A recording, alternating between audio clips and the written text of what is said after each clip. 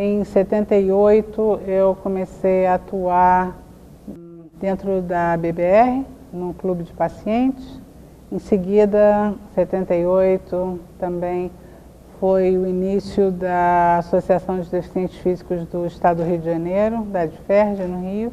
E eu, que era novinha, tinha 18 anos, 19 anos na época, comecei a atuar também como relações públicas.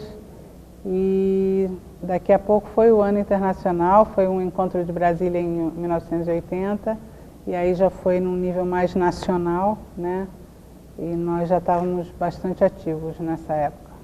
Éramos delegados do Rio de Janeiro para o Encontro Nacional, participamos das discussões, das pautas de luta, as primeiras pautas de luta do movimento. Depois, em seguida, com a criação da ONEDEF, Organização Nacional dos Deficientes Físicos, das organizações de deficientes físicos, a primeira organização nacional na área de deficientes motores. Eu fui a primeira coordenadora nacional e daí para frente. As mesmas dificuldades de hoje, muito maiores, porque a invisibilidade da área era muito grande, né? Da questão da deficiência em geral. Eram as dificuldades de se iniciar um processo, né? Quando você começa de zero ou de muito pouco, a dificuldade é realmente esse pontapé inicial, que eu acho que a nossa geração teve, de sentar nas primeiras escolas de arquitetura falando de acessibilidade, sentar com os primeiros vereadores para falar de legislação, participar de mudança da Constituição, enfim, de criação de leis, de políticas, de mudança de atitudes, espaços mesmo para a voz da pessoa com deficiência ter uma projeção e um impacto. Tudo isso ainda acontece. O Ano Internacional foi um marco onde esse pontapé inicial ganhou força porque ganhou a força e a visibilidade da ONU, né?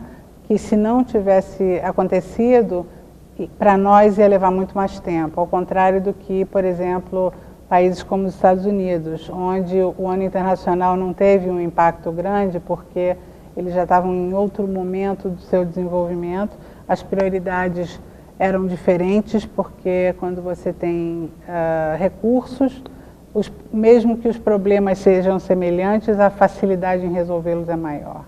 Então, para os países do Sul, o Ano Internacional teve um papel muito grande de trazer visibilidade e apoio institucional para um tema que era muito invisível. São muitas conquistas, eu acho que a principal é exatamente essa mudança da perspectiva da caridade para o direito. Essa é a principal conquista, sem nenhuma dúvida. Com essa perspectiva, você traz junto, faz parte do mesmo pacote, o protagonismo das próprias pessoas com deficiência, né? As políticas públicas e ações concretas que começam a surgir, o reconhecimento pela lei de que temas como acessibilidade, inclusão, educação inclusiva são temas de princípio que o país não pode abrir mão.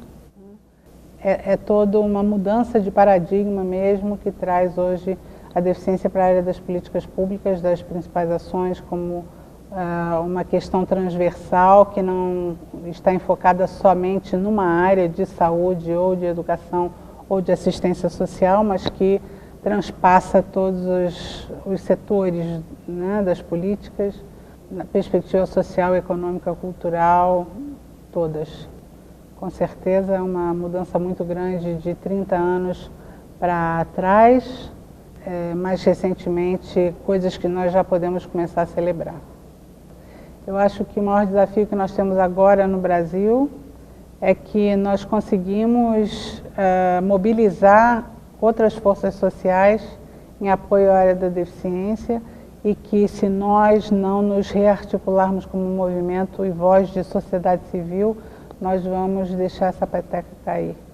Eu acho que esse é o nosso maior desafio agora. A única forma de nós sustentarmos o que o movimento gerou até agora e que o Brasil hoje alcançou é ter um protagonismo e uma presença ativa como ator social da sociedade civil organizada. Isso é fundamental e sem isso nós não vamos conseguir sustentar os avanços